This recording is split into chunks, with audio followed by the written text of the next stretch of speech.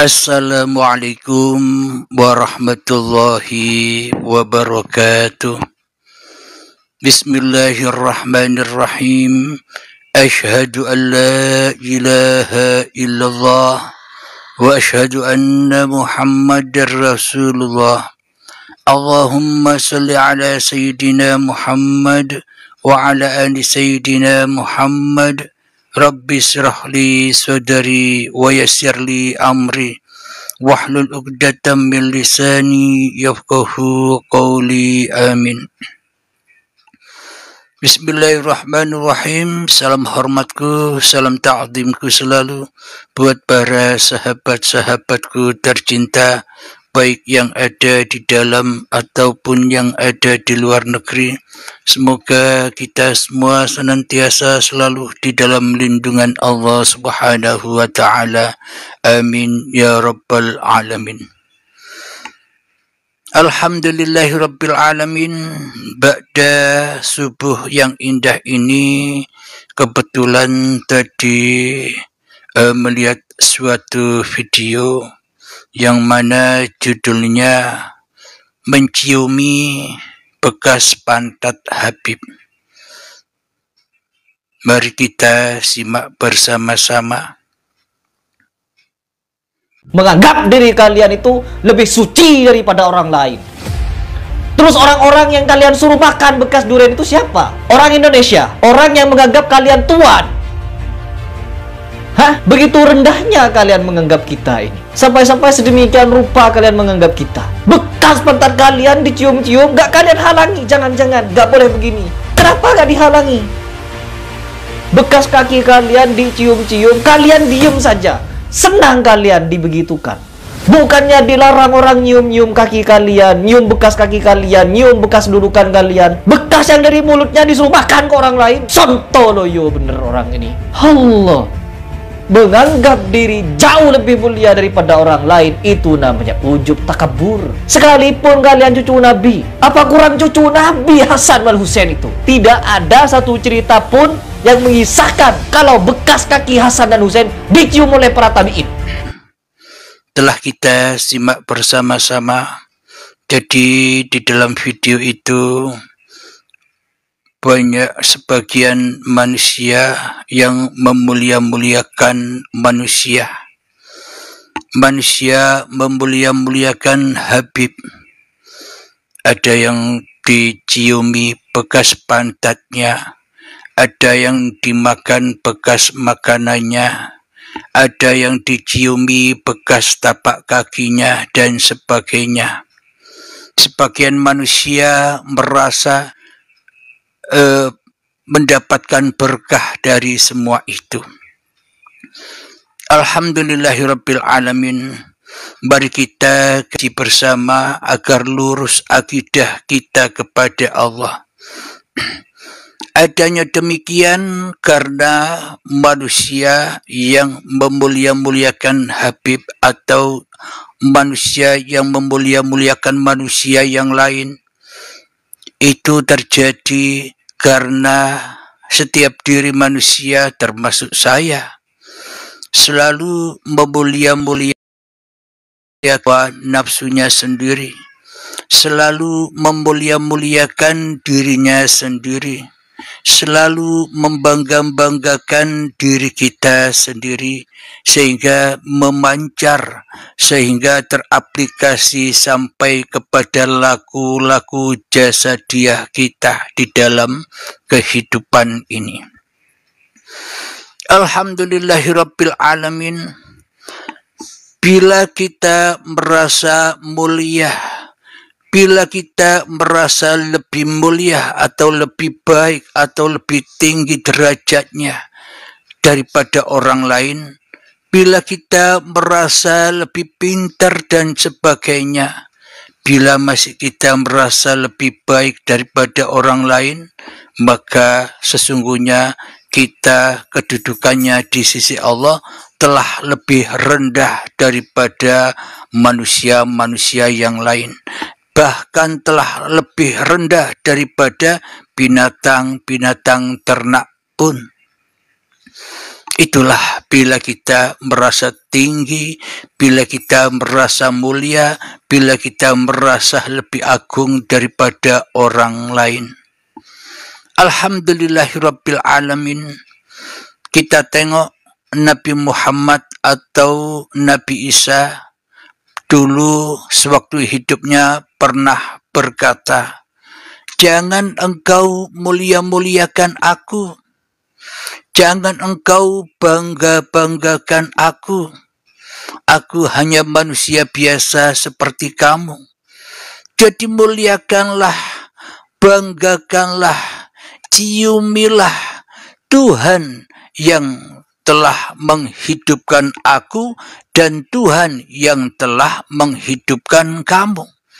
Jadi banggakan, jadi kita dewa-dewakan Tuhanku dan Tuhanmu. Maknanya hidup yang menghidupi aku dan hidup yang menghidupi kamu. Itulah yang berhak diciumi. Itulah yang berhak kita rasakan. Tuhan yang menghidupi kita. Tuhan yang menghidupi Nabi Muhammad, Tuhan yang menghidupi Nabi Isa, Tuhan yang menghidupi para nabi dan para rasul terdahulu, supaya manusia bisa kembali kepada Allah Subhanahu wa Ta'ala. Jadi apa yang kita tengok selama ini hanyalah kisah-kisah, dongeng-dongeng saja bila tidak kita aplikasikan ke dalam diri kita. Sehingga simbol-simbol kebanggaan, simbol-simbol kehormatan, simbol-simbol kemuliaan yang ada di luar diri kita teraplikasi bagi sebagian manusia, sehingga manusia memulia-muliakan manusia. Kita lihat bersama di dalam video tadi, makan bekas makannya Habib, makan durian, bekas pantatnya diciumi, bekas kakinya diciumi juga. Itu dikarenakan kita selama ini hanya memulia-muliakan, kita hanya meninggi-tinggikan, atau kita hanya memulia-muliakan hawa nafsu kita sendiri, memuliakan keakuan diri kita sendiri, memuliakan kedagingan, keberadaan, kewujudan kita sendiri daripada Tuhan yang mewujudkan diri kita. Sehingga teraplikasi kita membangga-banggakan, memulia-muliakan, mendewa-dewakan manusia yang katanya turunan Nabi, habaib. Akan tetapi kita di sini agar kita juga menjadi habaib yang sebenar-benarnya habaib, yakni selalu menciumi bekas hidup yang kita rasakan sejak bangun tidur sampai tidur lagi. Itulah kenyataan dari lambang-lambang yang kita pahami selama ini. Itulah yang berhak kita banggakan, itulah yang berhak kita dewa-dewakan, itulah yang berhak kita mulia-muliakan. Apapun yang terjadi, pergerakan apapun yang terjadi pada diri kita, itu yang harus kita ciumi. Bekas Allah, bekas hidup inilah yang wajib kita ciumi. Makna cium di sini kita wajib kembalikan bahwa yang membisahkan aku bangun tidur hanya Allah. Yang membisahkan aku duduk hanya Allah. Yang membisahkan aku berdiri hanya Allah. Yang membisahkan aku beranjak berjalan ke kamar mandi hanya Allah. Yang membisahkan aku mandi, menggosok gigi, menggosok badan, itu semuanya hanya Allah. Yang membisahkanku berpakaian hanya Allah yang membisahkanku bisa sholat, ibadah, zikiran. Hanya Allah yang membisahkan aku naik motor, naik mobil, berangkat kerja ke kantor. Hanya Allah. Itulah yang dimaksud kita menciumi selalu kehadiran Allah terhadap diri kita detik per detik. Itulah aplikasi habaib atau habibullah yang sebenar-benarnya. Karena Allah lebih mulia daripada manusia, jadi tak layaklah kita menciumi manusia. Menciumi, makna menciumi di sini membanggakan, menghormati, memuliakan dari bekas makanannya seperti cuplikan video tadi, mencium-ciumi bekas pantatnya, mencium-ciumi bekas kakinya. Itulah aplikasi iman kita selama ini, karena kita belum iman yang sebenar-benarnya, iman kepada Allah, kepada Tuhan Sang Pencipta diri kita. Selama ini kita hanyalah beriman kepada kewujudan diri kita sendiri, beriman kepada kehadiran diri kita sendiri, beriman kepada kehidupan kita sendiri, beriman kepada kenyataan dan kekuasaan daya upaya diri kita sendiri, sehingga teraplikasi memancar apa yang ada di dalam hati kita, memancar keluar dan terpraktekkan seperti itu, sehingga memulia-muliakan makhluk. Apakah itu akidah yang lurus di sisi Allah? Ataukah akidah yang lurus di sisi Allah selama ini hanyalah untuk dipelajari saja tanpa dipraktekkan? Percumalah kita beriman bila kita tidak beriman kepada Sang Pencipta diri kita. Alhamdulillahirabbil alamin. Demikian itulah tanda-tanda ketika Allah memerintahkan bersujud setan kepada Adam. Setan tidak mau, setan membangkang. Kenapa? Karena setan merasa lebih mulia daripada Adam.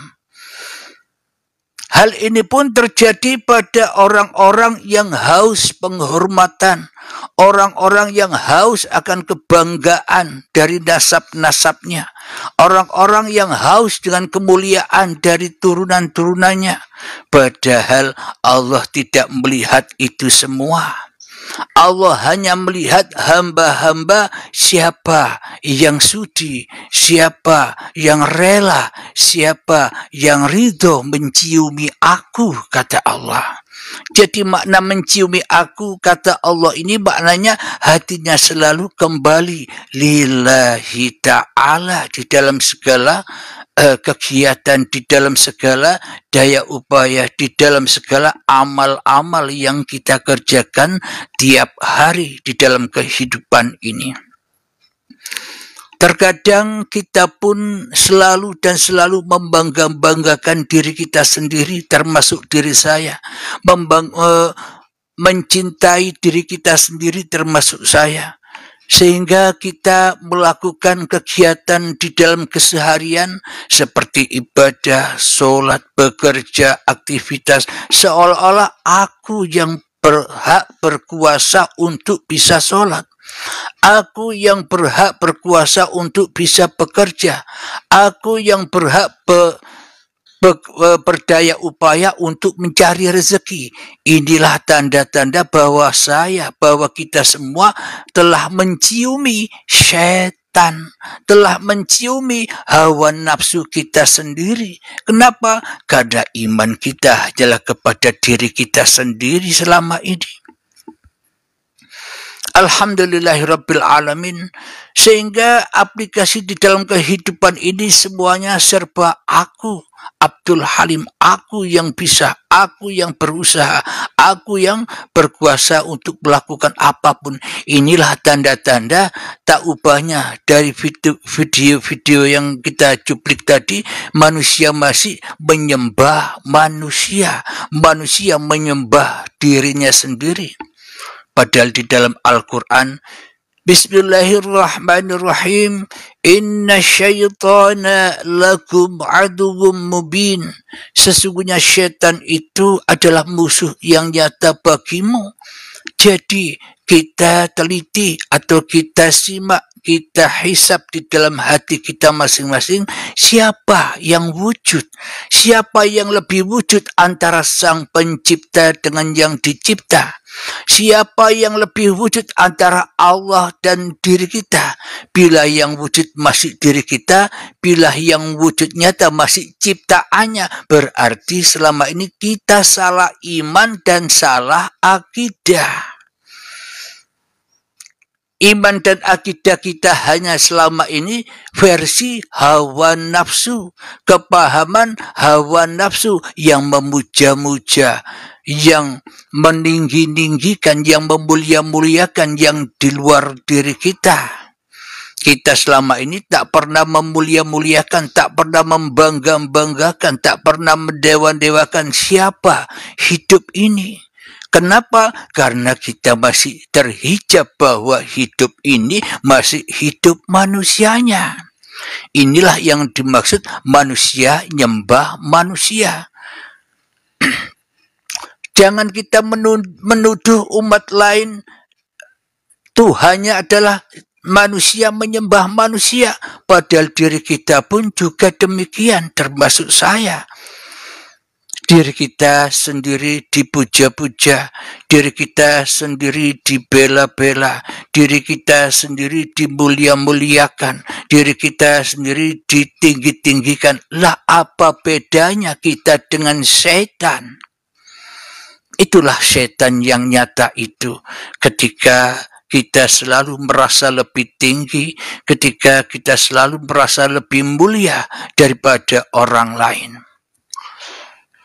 Jadi bila kita sudah membenahi iman-iman kita yang selama ini salah iman ini, maka beralihlah, berhijrahlah dari diri kita kepada Allah.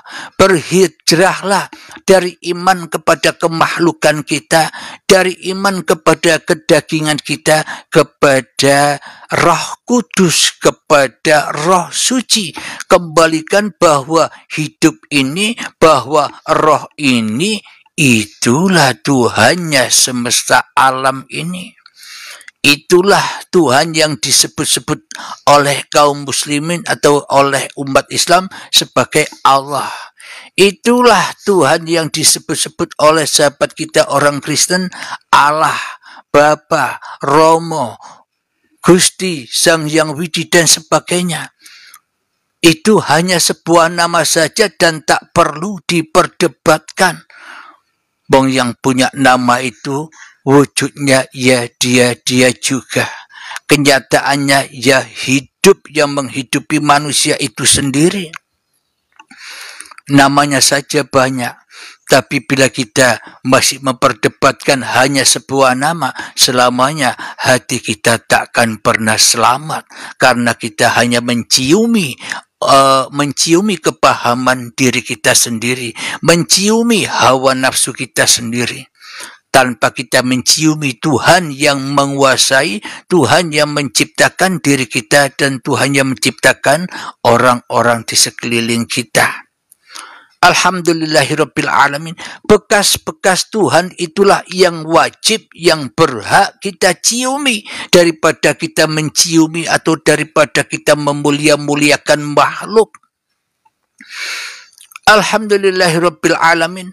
Apa buktinya bahwa kita ini tak pernah punya daya upaya apapun di dalam kehidupan ini? Di dalam Al-Qur'an, Inna salati wa nusuki wa mahyaya wa mamati lillahi rabbil alamin. Bahwa sesungguhnya solatku, ibadahku, bahkan hidup dan matiku hanyalah milik Allah, bukan milik kita, bukan hak kita. Inilah tanda bukti kita dipelajari atau dituntun oleh Allah untuk selalu menciumi Allah. Makna menciumi di sini jangan dipahami secara hawa nafsu, jangan dipahami secara kemanusiaan. Menciumi di sini hati selalu bersandar, hati selalu lillahi ta'ala, dan hati selalu menyatakan bahwa yang ada hanya Allah, yang berkuasa hanya Allah. Jadi pun jangan salah paham, yang menyatakan yang ada hanya Allah ini bukan Abdul Halim. Jadi yang bisa menyatakan yang ada hanya Allah itu ya Allah itu sendiri. Ketika Abdul Halim sudah rela, ridho kembali sujud kepada keadamannya. Ketika Abdul Halim rela, ridho bersujud kembali kepada ketiadaannya. Bila Abdul Halim rela, ridho bersujud kembali kepada kematiannya. Bila Abdul Halim rela, ridho bersujud kembali kepada kematiannya, ketiadaannya, kebinasaannya, barulah nyata Allahnya. Maka yang menyatakan Allah ya Allah. Ketika masih ada Abdul Halimnya yang menyatakan Allah hidup ini Allah, ya pasti Abdul Halim. Kenapa? Karena Abdul Halimnya yang merasa lebih wujud, merasa lebih hidup, merasa ngerti, merasa makrifat kepada Allah. Dia masih makrifatun nas, makrifat Abdul Halimnya. Bukan kenyataan Allah, tapi masih kenyataan Abdul Halimnya. Akan tetapi bila manusia benar-benar inna dina indallahil Islam, sesungguhnya agama di sisi Allah adalah ketika manusia sudah memasrahkan dirinya total jenderal kepada Tuhannya, hidup sudah diserahkan, badan sudah diserahkan, segala daya upaya telah diserahkan, maka nyatalah Allah, dan yang bisa menyatakan Allah ya Allah. Araftu Rabbi bi Rabbi, aku mengenal Tuhanku dengan Tuhanku. Jadi sesungguhnya manusia tak bisa makrifat ketika hanya Allah yang makrifat kepada manusianya. Manusianya tak pernah bisa bersyahadat bila hanya Allah yang bersyahadat kepada manusianya. Manusia tak pernah bisa menyembah bila bukan Allah yang mempersembahkan dirinya untuk segala ciptaannya, mempersembahkan hidupnya, mempersembahkan badan-badan yang diciptakannya, mempersembahkan daya upayanya. Apa yang kita persembahkan? Wong kita tak punya apa-apa. Itulah ma'rifatullah, ketika yang ada hanya Allah. Maka ketika yang ada hanya Allah, maka pandangan manusia sudah tidak merasa tinggi lagi. Kenapa? Karena manusia itu sudah meliputi, sudah diliputi oleh Tuhannya. Maka Tuhannya pun juga meliputi orang-orang sekelilingnya. Maka pun Tuhan meliputi segala alam semesta ini. Maka kemanapun kau hadapkan wajahmu, kau hadapkan pandanganmu, kau hadapkan pendengaranmu, ya disitulah aku. Bila yang nyata, yang ada, yang wujud hanya Allah. Disitulah letak keindahan, disitulah letak pengabdian, disitulah letak penciuman. Maknanya kita menciumi asal-usul kita sendiri. Asalnya tidak ada, kita ciumi lagi asal-usul kita, kembali tak ada. Asalnya tak hidup, kita ciumi asal-usul kita yang mati. Kita ciumi asal-usul kita yang Adam. Disitulah nampak bahwa hanya Allah yang berkuasa atas diri kita, dan hanya Allah yang berkuasa atas yang lainnya. Itulah keadilan Tuhan itu. Alhamdulillahirabbil alamin. Jadi makna Habib di sini adalah ciumilah bekas-bekasnya Allah, yakni hidup inilah kita kembalikan aktivitas selama ini yang selama ini kita akui sebagai aktivitas kita kembalikan bahwa semua daya upaya yang terjadi atas diri kita hanyalah bekas-bekasnya Allah. Maknanya bekas-bekasnya Allah di sini segala sesuatu yang terjadi pada diri kita tak lain dan tak bukan itu sudah kodok dan kodarnya Allah, ketetapan Allah yang harus, yang wajib kita relai, yang wajib kita ridhoi agar diri kita selalu menyerah kepada ketetapan Tuhan.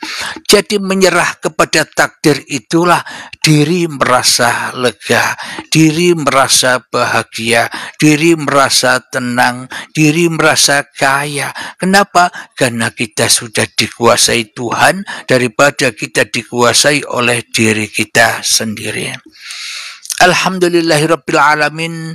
Mungkin dengan pemaparan video-video di channel Uripi Allah, semoga menambah kita pemahaman agar kita tidak salah akidah, tidak salah tujuan, tidak salah kembali ke tempat yang semestinya.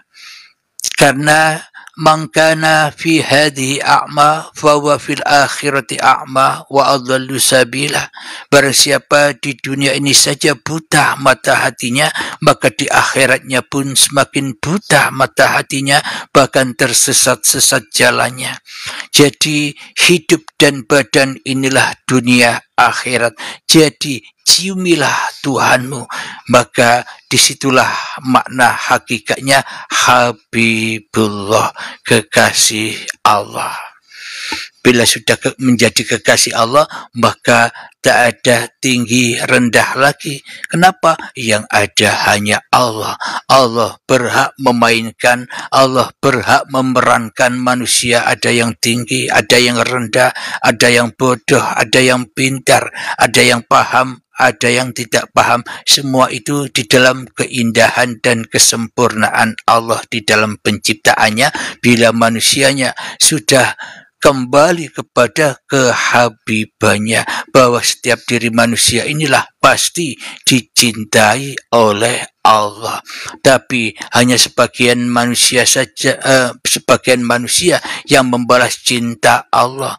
Kebanyakan manusia tidak membalas cintanya Allah, tapi manusia malah cinta kepada yang selain Allah, termasuk cinta kepada hawa nafsunya sendiri, cinta kepada dirinya sendiri, sehingga memandang orang lain lebih rendah daripada dirinya.